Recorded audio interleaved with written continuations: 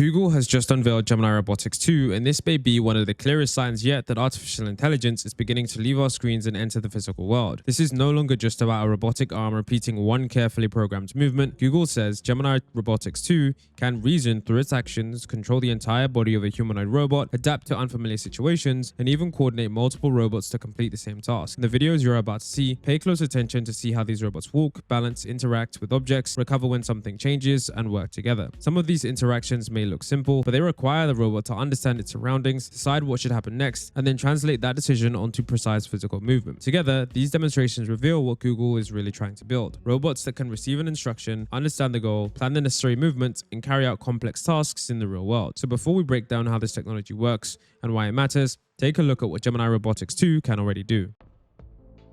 How are you today, Apollo? I'm a little nervous. Is that a microphone? For the robot, dealing with challenges of the actual physical world is borderline impossible. But for us humans, it comes so naturally and so intuitively that we almost don't even think of it as intelligence. You probably have seen all these amazing videos of specialized humanoid robots running, jumping, backflipping. The key difference in Gemini Robotics 2 is we aim to build a generalist robotics model that is going to add a lot more value if one robot can do a lot of different tasks. AI models offer a way to navigate the messy complexity of our human environment. The way to think about it is the brain, Gemini Robotics, is what controls the whole body of the humanoid, the delicate movements of the sharper hand, and the gripper, so the duo. We focus on three main themes for this release.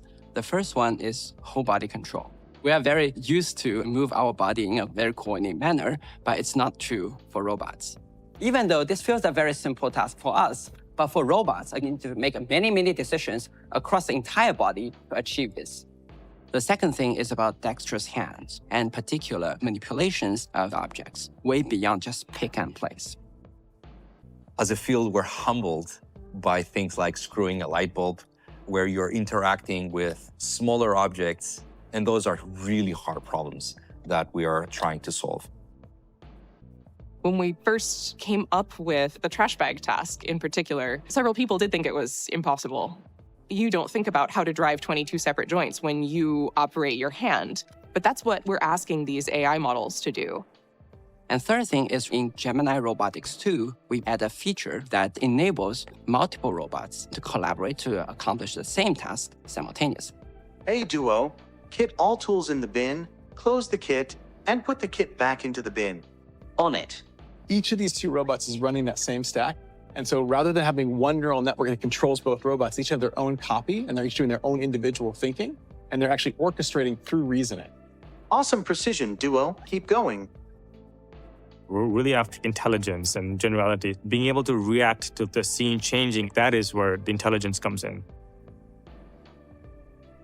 I'm super excited about robotics. I think it's moving really fast, and AI is really the missing piece of the entire robotics puzzle. In order to be useful, a robot needs the dexterity that we take for granted. You probably don't think about how to drive 22 separate joints when you operate your hand, but that's what we're asking these AI models to do. In the Gemini Robotics 2, we came up with a set of tasks in order to test and develop dexterity.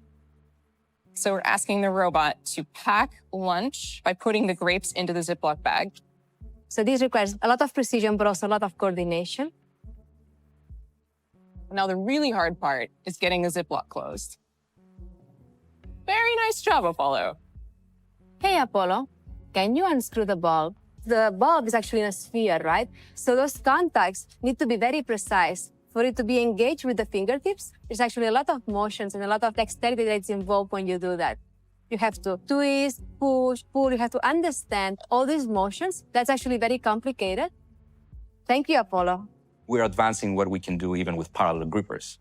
Need to have dexterity, precision, and 3D space understanding. And those are really hard problems that we are trying to solve.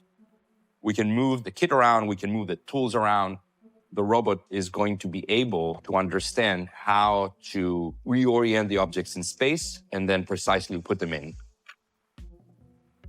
The robot's task is to tie a knot, tie off the trash bag. Multi-fingered hands are a key ingredient for this kind of intricate knot-tying dexterity. Come on, robot, you got this.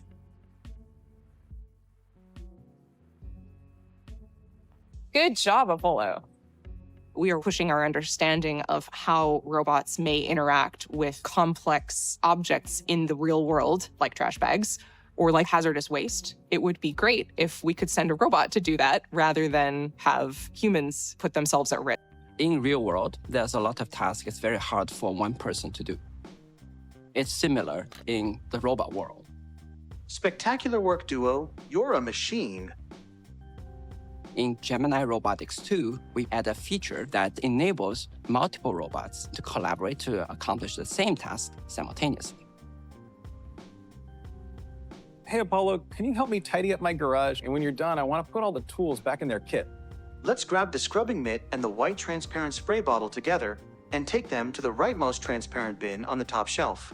The high-level reasoning model is breaking down what to do, where to go. And so something that's important in this task is actually identifying not just what to do next, but also when you're done. Our Apollo humanoid will actually hand over control to the Duo and say, hey, can you help with the last part of this task? And so we can see it actually pulling Duo in for assistance right there. Hey, Duo, kit all tools in the bin, close the kit, and put the kit back into the bin. On it. For tasks like putting objects in bins, that last centimeter matters a little bit less, but here it's actually relatively important to completion of the task.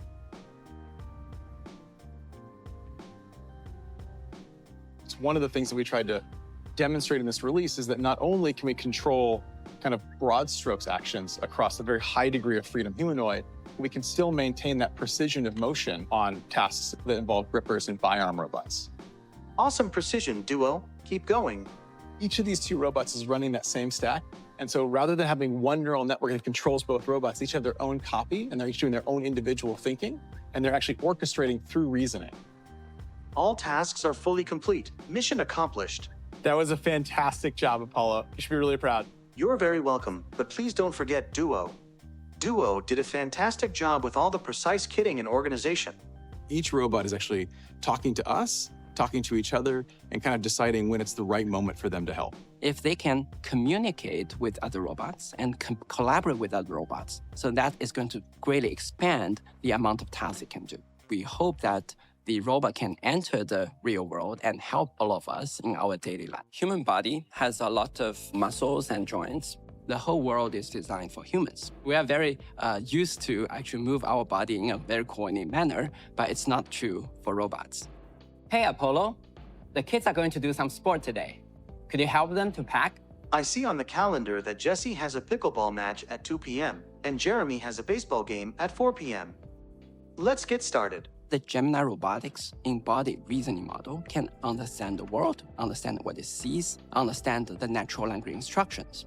Then it's going to call the VOA, Vision Language Action Model, to control the robot to generate the actions in order to accomplish this more complex task. So the robot needs to coordinate all the joints and actuators from feet to fingertip while maintaining balance. If it's leaning more forward and is about to tip, then it needs to push the legs backwards. And all these things need to happen in a fraction of the second. Even though this feels a very simple task for us, for robots, it needs to make many, many decisions across the entire body to achieve this. So we really want to demonstrate that robot is general and can sort of navigate on these cluttered environment and pick out the right object and put them into the right place. Sometimes it fails, and it recognizes these failures and then try again. Now I will retrieve Jesse's pickleball paddle from the middle shelf. I have finished packing. Is there anything else you need help with? Can I throw you one more challenge? I am absolutely ready for you to throw me one more challenge, so please let me know what it is. I just put a tote bag on the floor to your left. Can you search for it and pick it up and place it on the table? I'm going to stress test the reactivity of the robot. The vision we have is to develop a generalist robot to do a lot more useful tasks in the real world.